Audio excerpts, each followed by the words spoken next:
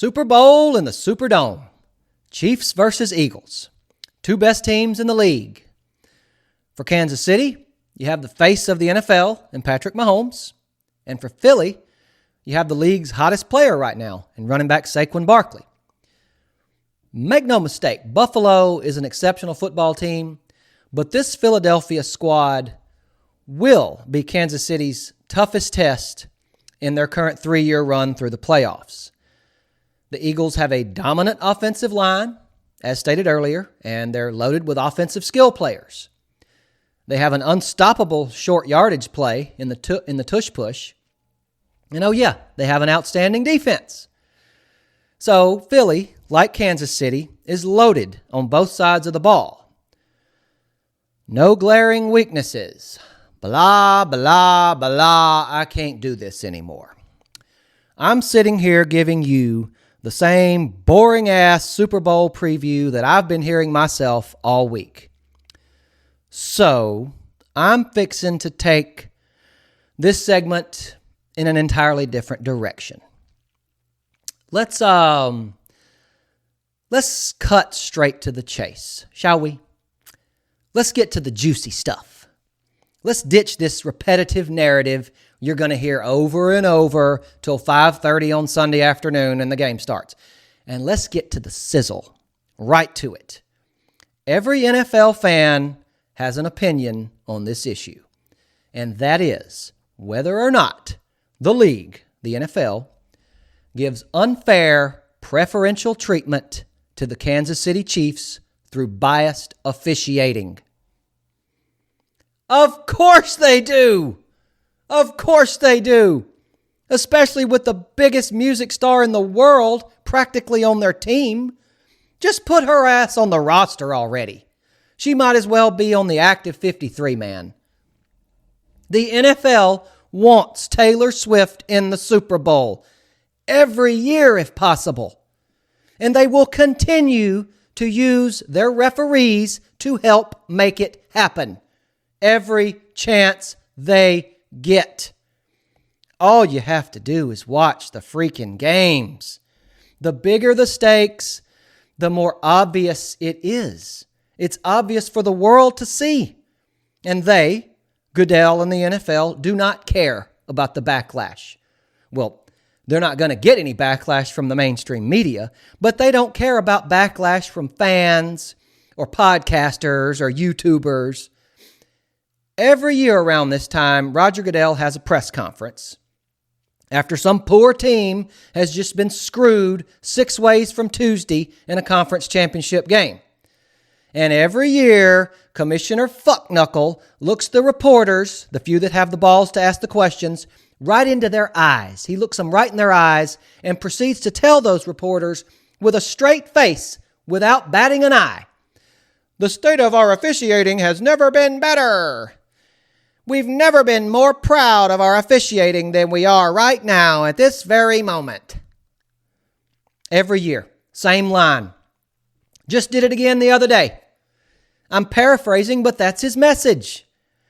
It kind of reminds me of that line from the book 1984 by George Orwell. "The party told you to reject the evidence of your eyes and ears. It was their final, most essential command." And these screwy calls, they don't just occur in the championship games or the playoff games. No, the Chiefs get these calls, bad calls, wrong calls, in their favor all season long, week in and week out. It happens so often, you watch it enough and it'll have you questioning your own existence. Like, did I just see that? Did that really just happen? Again? Again? All you got to do is watch the games. It's right there every week. And yes, I've seen the stats, mostly Chiefs fans posting stats showing how the Chiefs get the same or more penalties called on them as most of the other teams. Okay, Chiefs fans, nuance is your friend here. It's not the amount of the penalties and the calls in the Chiefs' favor. It's the timing of them. Crucial calls. A missed holding call on a key third down late in the fourth quarter.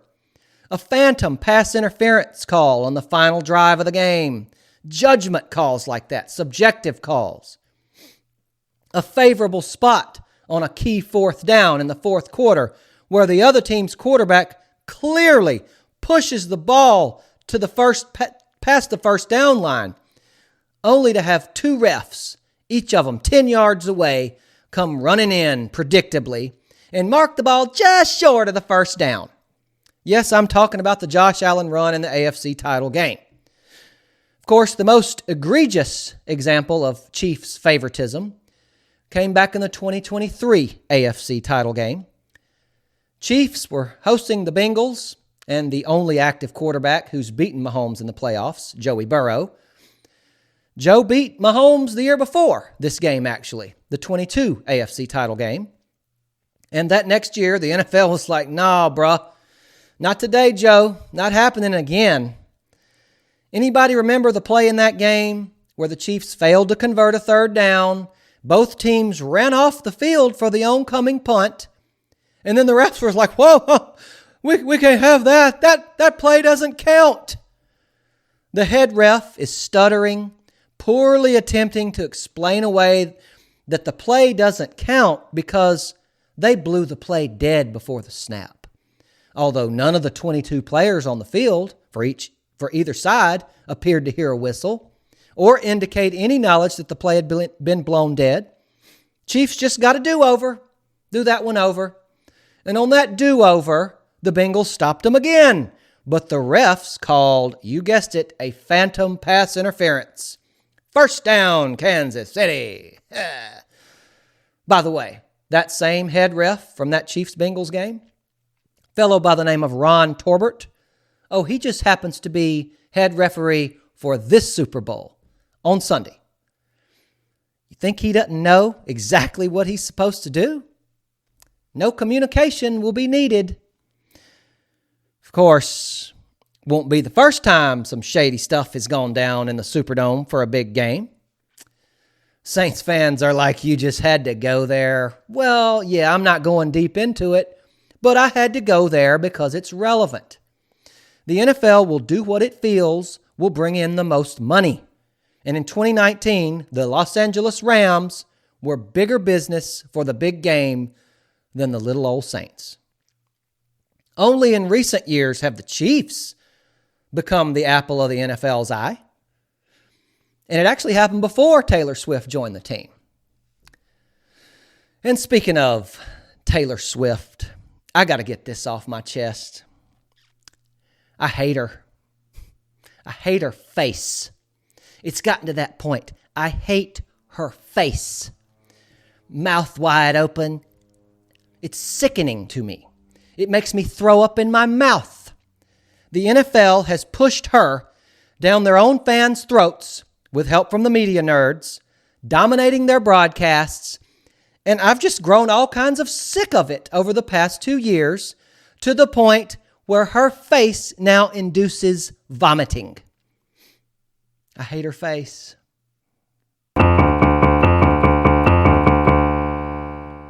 So now that that's off my chest, Arthur decided he had to come in and get in on this Chiefs action too. So regarding the main point, yes, the league not only wants the Chiefs in the Super Bowl, they want Taylor on the field with the winning team when it's over. We might even get a marriage proposal this year.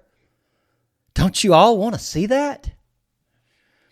The NFL is officially in the entertainment business, not the fair competition business.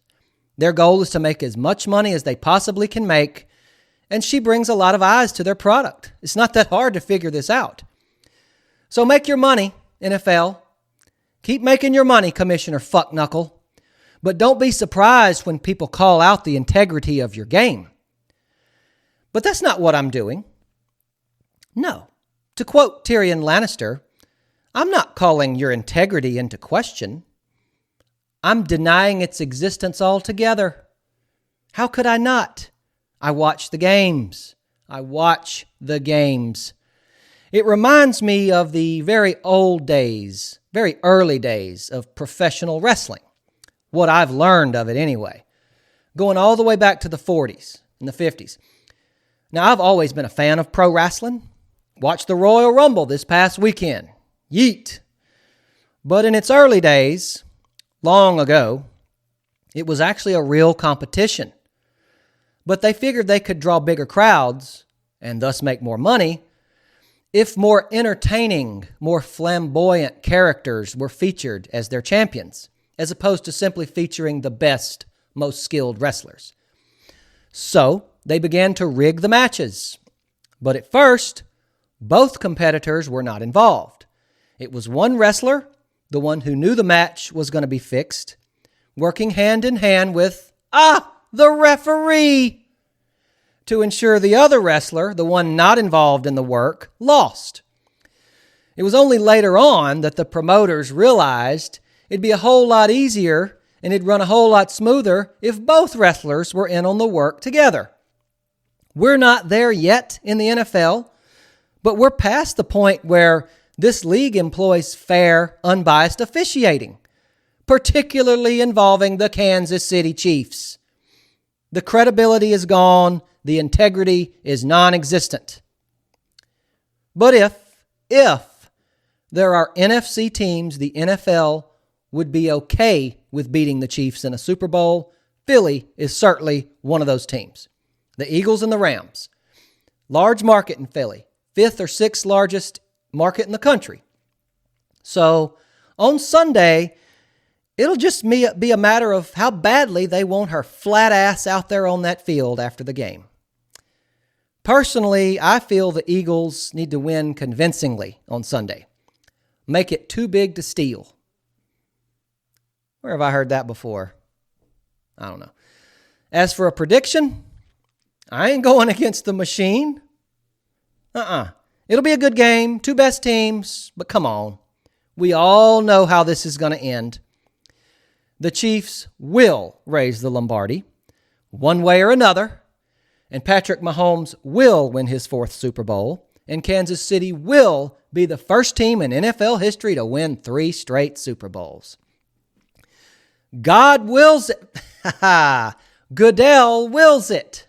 KC 27, Philly 24. Y'all be safe out there in New Orleans, but you Bayou balls and ballettes, be sure to show them all how we do that there down here. For Arthur, the Bayou Party Dog, I'm Ruddy Rutledge. He is a real good boy, and this is some Bayou football.